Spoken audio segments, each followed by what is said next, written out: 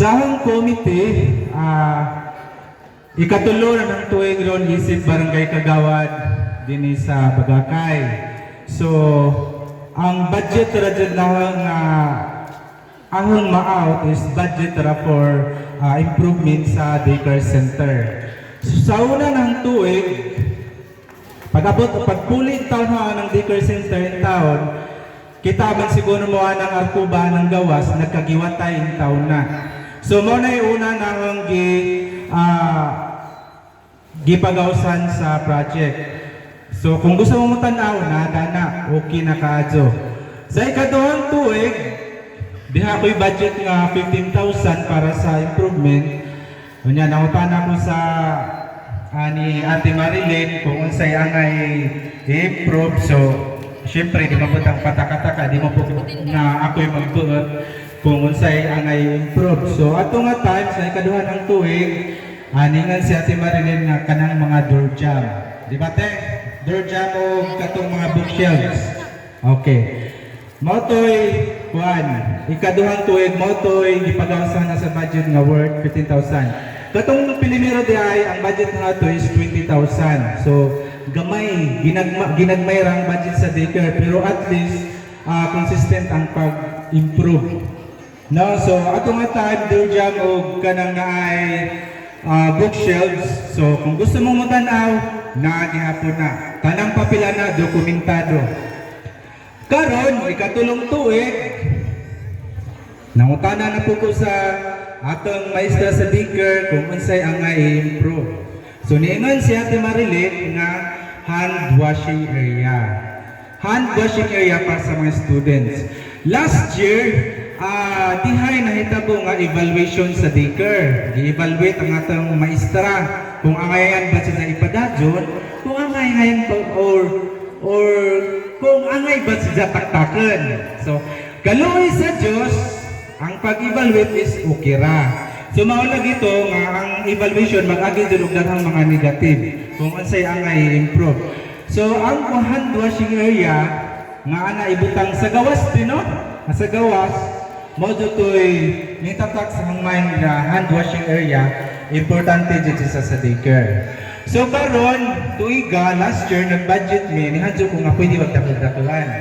So naay gi-budget nga 22,000. So karon kay hibawaan naman nga ang election period nato is karong November 2. So naka-decide ko nga karon na i-out ang budget. Mo to nangutana ko ni Ate Marilyn nga pwede ba karon nato i-out ang budget kay kung sa klase na basin og maaptan og election ban. Di na nun may ka-out sa budget, ang ending di na nun na mo magamit. Di ba? Last year na ra ba? So, kinahanglang i-out. Muna nga karon, ganihan, nagpapirma ko ni Kapitan alang sa kanang letter request for program of works nga nga ipasa dito sa municipal mayor, sa opisina ni mayor, kay nga no, di po basta-basta mo pa-out of budget kung pingwagi ni mayor. Niguman ni mayor, yagi sa engineering office para adto gaman o kanang POW. So, Ate Marilyn, mga na ko sa munisipyo para i-process ang mangkuhan aron maka-out na ta. So, expected is April siguro makastart na ta ang kuhan. So, mga to'y paghahimo na nga mag-out o project para sa hand washing area nga 5 ka faucet. No, 5 ka faucet. So, murag dapat din na. Wako kahibaw maigo ba ang budget? Na, tapal. Nya, mautoy ang plano. Ikaduha, magpahibaw ra ko nga ang graduation or culmination sa daycare karong March 26 adlang Huwebes adto sa Lundag. So, kung kinsa tong gustong mo attend adto sa Lundag paghimon alas 8 sa buntag. Unya ang elementary March 31. Wadno, pero wa pa ko'y nadawat nga program sa elementary.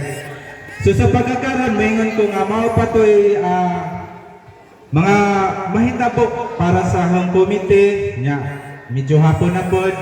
Dili lang ko kutob o manghinaot ko nga ang tanan mangilabot alang sa kalambuan para sa barangay Bagakay. Daghang salamat ug maayong hapon sa tanan. Okay, daghang salamat Juan. So, since wama nagatuwa ang komite sa tuwang peace and order, so ato isunod ang komite sa sports and environment. Walain, Honorable Kagawad Marlene Tagutungan. Ito sugaton sa masibag pakpak.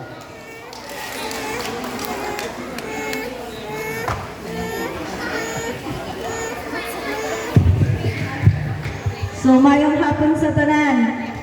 So, about sa sports, ay kanang halay pahibaw nga sa this coming May, piyesta na to po natay 2 nights nga disco. May 24 and 25, then ang sound system nga gamiton is Bentec Pro Audio from Tuburan, Cebu. Ang 2 nights nga bayad sa mga sound system is 60,000. 30,000 per night. So, duha ka gabi ang disco, so 60,000 for 2 nights. Then, ang entrance, so kang beer, so ako pa ng sabutan, i-post na lang siguro na ni Chairman to follow. Hawra nang i-open in excision. Then, this coming March 22, opening sa itong summer league, then ang mga muduwa ay si Chairman na lang ang report na.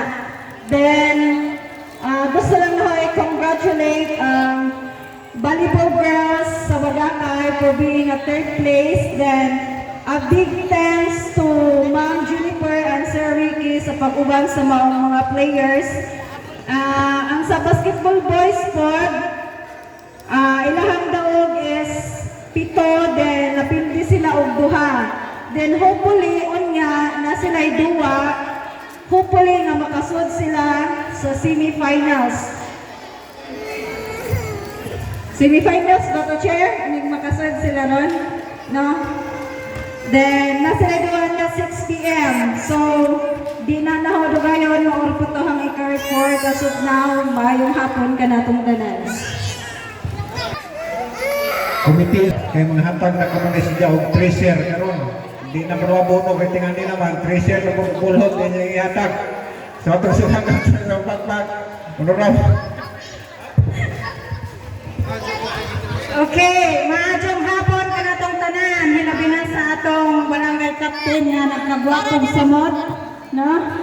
So gilabi na sa kauban ko sa buhat, gikan sa Purok 1 hangtod sa Purok City, mga kabataan hangtod sa mga hangtong maayong palis oy hapon ka natong tanan. So kabahin sa akong committee, no, agriculture.